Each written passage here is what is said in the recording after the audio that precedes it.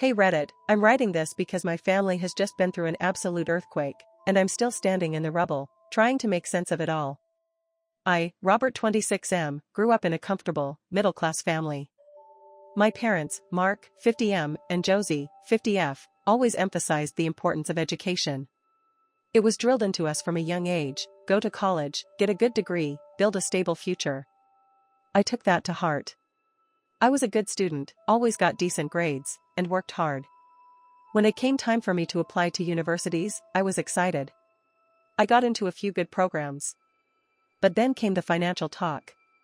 My parents, despite their emphasis on education, informed me that they wouldn't be providing any financial support for my tuition. Their reasoning? Robert, you're smart enough to figure it out yourself. You're resourceful. You'll find a way. It was a belief, they said, in my independence. So, at 18, I navigated college life entirely on my own. I worked multiple part-time jobs, waiting tables, tutoring, campus security, often juggling 30-plus hours a week on top of a full course load. I applied for every scholarship and grant imaginable. I took out significant student loans, accumulating a mountain of debt that I'm still chipping away at today.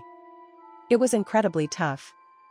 I watched my friends enjoy the college experience while I was constantly stressed, exhausted, and feeling the sting of my parents' lack of support. It felt like a test, one I passed, but at a significant personal cost. Fast forward 8 years. My younger brother, Hank, 18M, was approaching college age. Hank was different from me. He struggled academically, barely scraping by in high school, and had a history of making questionable choices. He was charming, though, and had always been the sensitive one, the one who needed more guidance and understanding from our parents. He was, in short, the golden child. As Hank's college preparations began, the family dynamics shifted dramatically, and the favoritism became undeniable. My parents, who had preached independence to me, were suddenly hyper-involved in Hank's college applications. They hired a private tutor for him, paid for expensive test prep courses, and spent weekends visiting campuses with him, talking about his future. They were actively helping him craft essays, calling admissions offices, and generally doing everything they had refused to do for me. I watched, a bitter taste in my mouth. A mix of envy and deep-seated resentment simmered beneath my polite smiles. It wasn't just the money, it was the emotional support, the active involvement, the belief in his potential that they had withheld from me. It stung. It felt profoundly unfair. I had worked twice as hard, achieved more academically, and was still paying off my debt, while Hank, who barely applied himself, was being handed everything on a silver platter. The situation escalated to an almost unbelievable level a few months ago. Hank had been accepted into a decent, but expensive, state university. My parents were ecstatic. They called a family meeting at their house. I arrived, expecting to hear about Hank's orientation or something similar. Instead, they sat me down, looking serious. Robert, my mom, Josie, began, "We need to talk about Hank's tuition." I nodded, waiting. As you know, my dad, Mark, continued, "College is very expensive.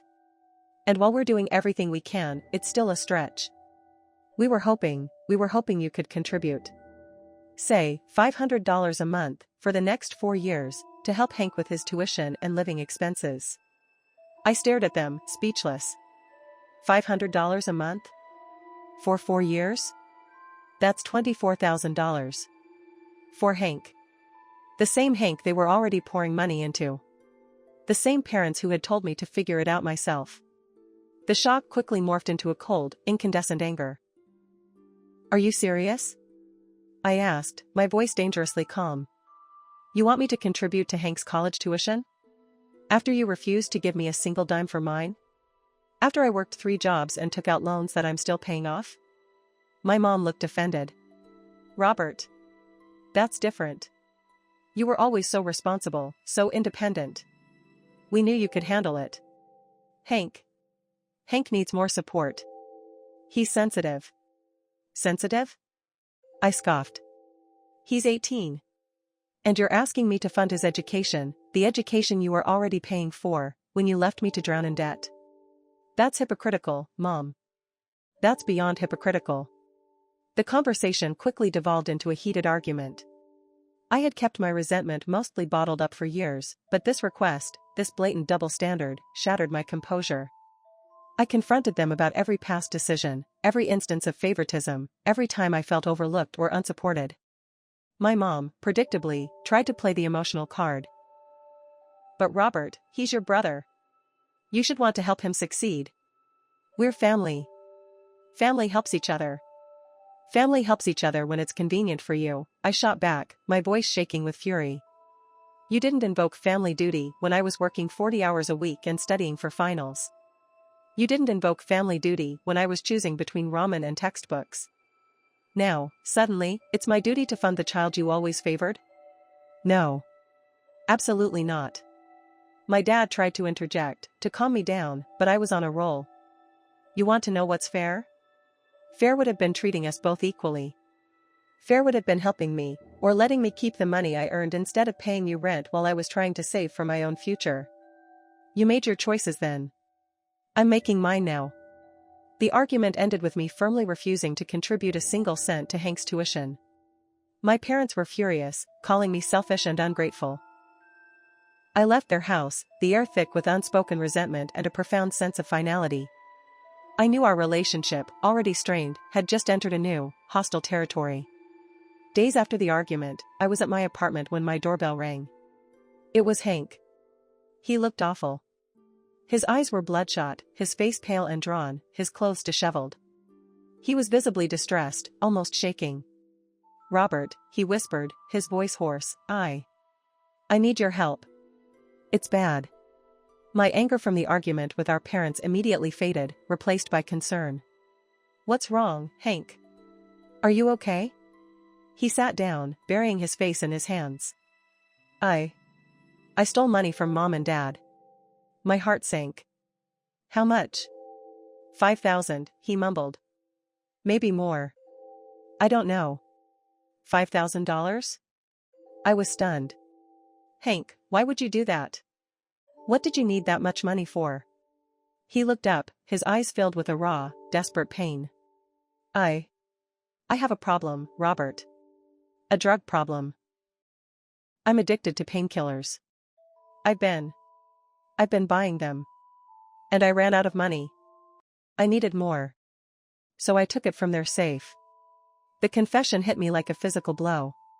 Drug addiction. Theft. My younger brother, the golden child, the one my parents had shielded and supported, was a drug addict who had stolen from them. All the favoritism, all the protection, all the money they poured into him, had masked a much, much darker truth. Hank pleaded with me. Robert, please. You have to help me. They're going to kill me if they find out. You have to help me cover it up. Say you took it. Say you needed it for something. They'll believe you, they already think you're mad at them. I faced a profound moral dilemma. On one hand, my brother, desperate, clearly in the throes of addiction. My first instinct was to protect him, to shield him from the wrath of our parents, to keep him from facing legal consequences. On the other hand, covering it up would only enable him, deepen his addiction, and perpetuate the cycle of lies and dysfunction that had plagued our family. It would also mean taking the blame for something I didn't do, further cementing my role as the bad son. I looked at my brother, truly looked at him, seeing past the golden child facade, past the resentment, to the desperate, sick young man in front of me. No, Hank, I said, my voice firm but gentle. I can't cover for you. This is bigger than just money. You have a problem, a serious problem. And the only way you're going to get help is if you come clean. To Mom and Dad. You need to tell them everything. You need to get help. He started to cry, begging, pleading, but I held firm. I'll be there with you, I promised. I'll support you in getting help. But I won't lie for you. This has to stop. As expected, my parents discovered the missing money within days. They tore the house apart, frantic. Then, their anger turned immediately, predictably, to me. My phone rang. It was my dad, Mark, his voice booming with rage. Robert. Did you take the money? We know you're angry. But how could you steal from your own family? I took a deep breath. Dad, I didn't take the money. And I know who did. Hank needs help. He scoffed. Don't you dare try to blame your brother. He's a good kid. You're just trying to deflect.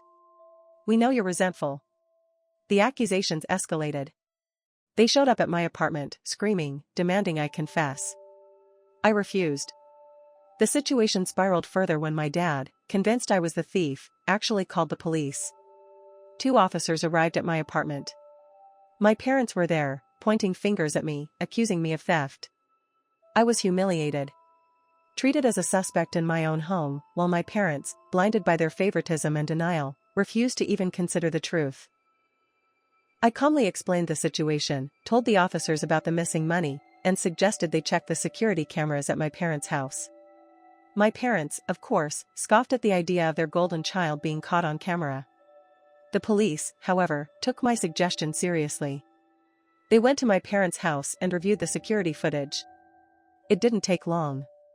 The cameras, which my parents had installed for general home security, clearly showed Hank, late at night, accessing their safe, taking out stacks of cash, and then sneaking out of the house.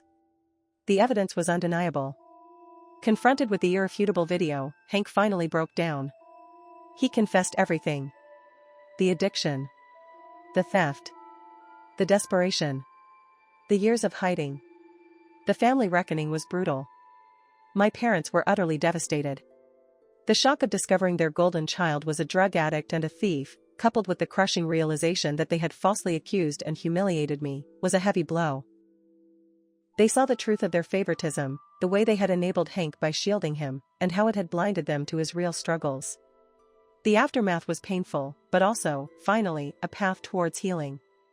My parents, shattered by the truth, immediately sought help for Hank. They enrolled him in a reputable rehabilitation program, committing to his recovery. It was a long, difficult road, but for the first time, Hank was getting the professional help he desperately needed. My relationship with my parents was incredibly strained. The years of resentment, coupled with their false accusations and the trauma of the police involvement, wouldn't disappear overnight. But there was a glimmer of hope. They expressed deep regret for their treatment of me, for their favoritism, and for their failure to recognize Hank's addiction sooner. They began to acknowledge the need for a more balanced approach to supporting both their children, and for better communication within the family. They started therapy, individually and as a couple, to address their own issues.